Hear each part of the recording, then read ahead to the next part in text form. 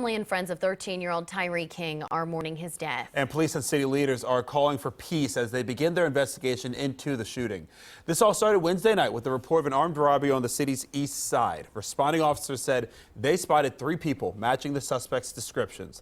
Police said 2 of them ran and officers chased them into an alley. That's when they say Tyree King pulled what appeared to be a real gun from his waistband and Officer Brian Mason fired at him. King died a short time later at Children's Hospital. Now, police did recover that gun, which turned out to be a BB gun with a laser sight. Police Chief Kim Jacobs says it looks remarkably similar to the real weapons that Columbus officers use. You can see that right there on your screen.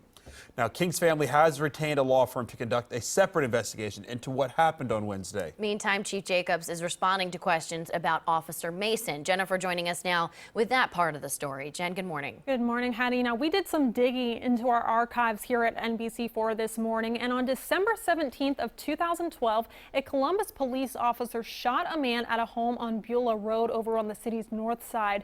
That officer was Brian Mason. Now, this is video of the scene that night.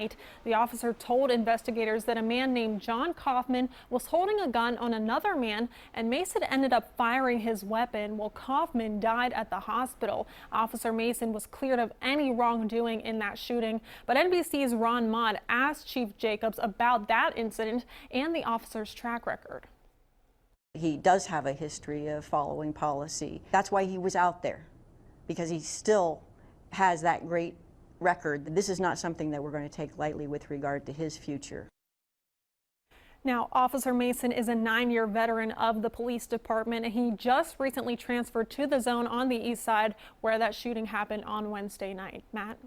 All right, Jennifer, thank you. Candles and signs demanding justice for the 13-year-old can now be seen outside of a park near the site of the shooting. And this comes as hundreds of people throughout the capital city continue to sort through a wide range of emotions, from anger to sadness, even confusion. Our team coverage continues now with NBC4's Beth Del Ponte. She is live at Old Town East with how the community is reacting to this officer-involved shooting. Beth? Yes, those strong reactions continue, as you might expect. We are live this morning just across the street from the alley where 13-year-old Tyree King was shot and killed by police. Obvious signs of what went on here last night here. Candles and signs, and in fact, as people wake up and are out and about walking, they are stopping to look here at all of this display. A couple hundred people showed up here last night, though, to mourn the loss of 13-year-old Tyree King. They were all calling for change. Some who spoke out complained that the idea of improving police and community relations is becoming a myth, just something people are talking about but not really doing anything about. It's really the community coming together because we have to depend on each other. Our city officials have let us down way too many times. They're telling a lie about our city. They're saying that it's one of the safest big cities in America.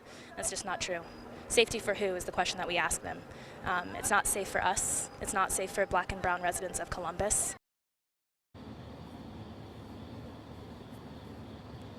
Many people calling for safety, justice, and accountability from city officials and the police department. Be sure to stay with us in the next half hour. We will hear from Tyree King's football coach. The team was here last night. Certainly won't want to miss what he had to say about King. For now, they're reporting live on the east side. Beth Del Ponte, NBC4.